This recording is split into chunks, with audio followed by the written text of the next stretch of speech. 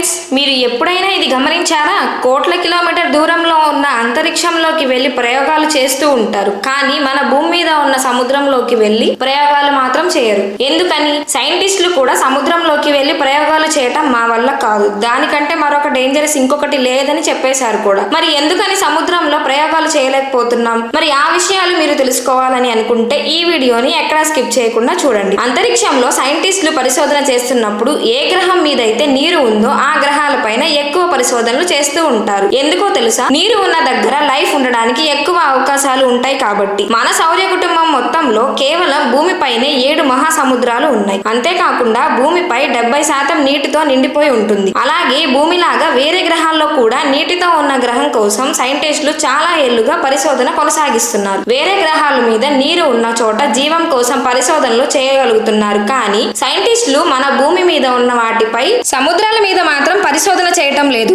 అందుకే భూమి మీద ఉన్న సముద్రం కంటే సైంటిస్టులకు సౌర వ్యవస్థలో ఉన్న గ్రహాల మీద నాలెడ్జ్ ఎక్కువగా ఉంటుంది.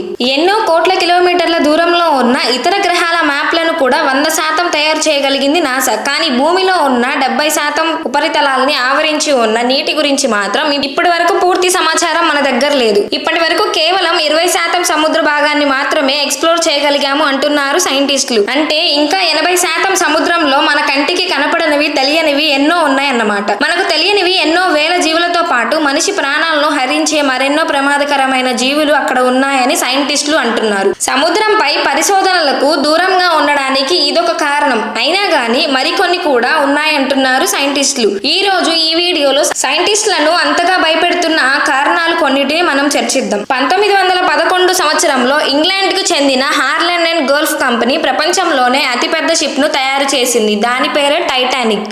ఈ షిప్ ఎప్పటికీ మునిగే అవకాశం లేదని బల్లగుద్ది మరి చెప్పారు తయారు చేసిన ఇంజనీర్లు. కానీ ఏం జరిగింది? టైటానిక్ మొదటి ప్రయత్నంలోనే దారుణంగా నీటిలో మునిగిపోయింది. దాంట్లో ప్రయాణించే 1500 మందిని పొట్టన పెట్టుకుంది. అక్కడ ప్రకృతి ముందు, సముద్రం ముందు మనిషి ఓడిపోయాడు. ఎంతటి మేధావులు తయారు చేసిన షిప్ అయినా సరే నీటిలో కలిసిపోయింది. ఇంకా ఆశ్చర్యం కలిగించే విషయం ఏంటంటే అది కొన్ని దశాబ్దాల పాటు మునిగిపోయిన ప్రాంతంలో కూడా కనిపించలేదు. ఆఖరికి 1985 సంవత్సరంలో కనపడింది. అది కూడా ఎక్కడో సముద్ర గర్భంలో.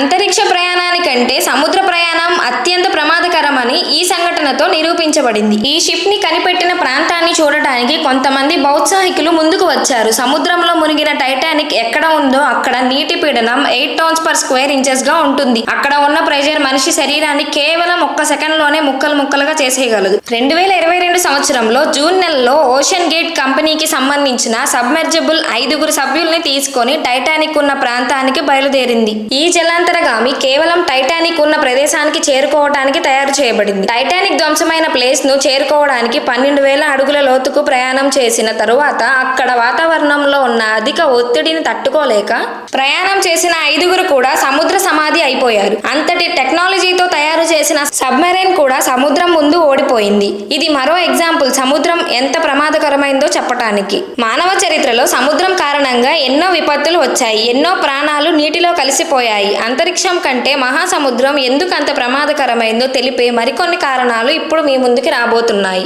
ఎన్నో వేల కిలోమీటర్ల లోతు ఉండే సముద్రంలో 1000 అడుగు లోతు చేరుకోవటానికి ఛాలెంజింగ్ డీప్ అంటారు. ఆ లోతుకి కనీసం సూర్యకాంతి కూడా అందదు. అంతేకాకుండా ఇక్కడ ఫ్రీజింగ్ పాయింట్ కంటే తక్కువ ఉష్ణోగ్రత ఉంటుంది. అక్కడ ఉండే విపరీతమైన ఒత్తిడి కారణంగా అంతటి తక్కువ ఉష్ణోగ్రతలో కూడా నీరు గడ్డగట్టకుండా ద్రవ రూపంలోనే ఉంటుంది. ఈజీగా అర్థమయ్యేలా చెప్పాలంటే మన వాతావరణంలోని పీడనాలతో పోలిస్తే 1000 రెట్లు ఎక్కువ.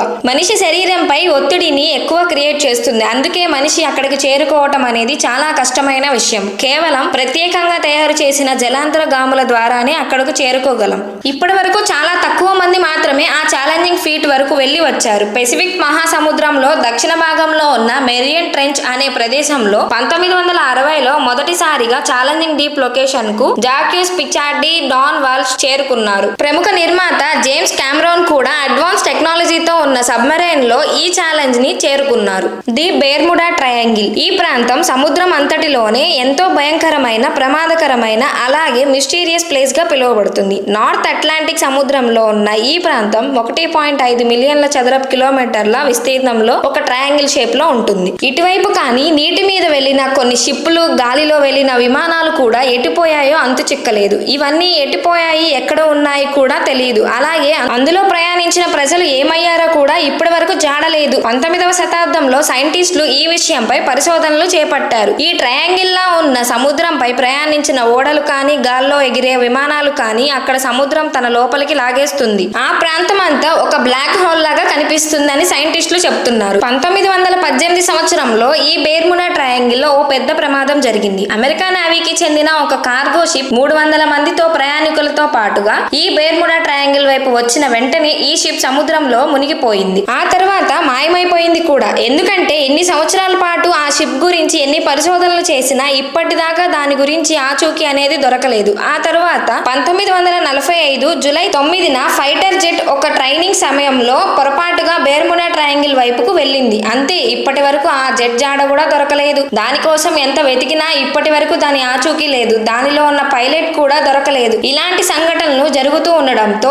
ఈ మిస్టీరియస్ బెర్ముడా ట్రయాంగిల్ సముద్రంలోనే మోస్ట్ డేంజరస్ ప్లేస్ గా మారిపోయింది. దీనికి గల కారణం మాత్రం సైంటిస్టులకు ఇప్పుడు దాకా దొరకలేదు. డేంజరస్ క్రీచర్స్ జిన్సీ సముద్రంలో ఉన్నంత ప్రమాదకరమైన జీవులు అంతరిక్షంలో కూడా ఉండవు అంటున్నారు సైంటిస్టులు. కేవలం కొన్ని సెకండ్లలోనే మనిషి ప్రాణం తీసే విషపూరితమైన జీవి సముద్రంలో ఉంది. అదే box jelly fish. Indo Pacific మరియు నార్థన్ ఆస్ట్రేలియాలో ఉండే ఈ ఫిష్ అత్యంత విషపూరితమైన జెల్లీ ఫిష్ గా పాపులర్ అయింది. ఇది అత్యంత శక్తికరమైన విషాన్ని విడుదల చేస్తుంది. ఒక్కసారి విడుదలయ్యే విషంతో 30 మంది ప్రాణాలు ఇట్టే గాల్లో కలిసిపోతాయి. ఒక్కసారి ఈ ఫిష్ మనిషి శరీరానికి తగిలినా మనిషి బ్రతికే ఛాన్స్ ఆల్మోస్ట్ జీరో. కొన్ని రకాల బ్యాక్టీరియాలు సముద్రంలో అట్టడుగున ఉన్నాయి. ఇవి మనిషి మాంసాన్ని తినేస్తాయి. పొరపాటున మనిషి ఆ బ్యాక్టీరియాకి దొరికితే ఇంకా అంతే సంగతులు. ఈ జీవులన్నిటినీ ఇప్పటి వరకు ఎవరు రికార్డ్ చేయలేదు. కేవలం కథలుగా మాత్రమే చెప్పుకుంటున్నారు. కొంతమంది మాత్రం వారి కళ్ళారా చూశామని చెప్తున్నారు. ఇవే కాకుండా ఆ సముద్రంలో 70 కిలోమీటర్ల పొడవు ఉన్న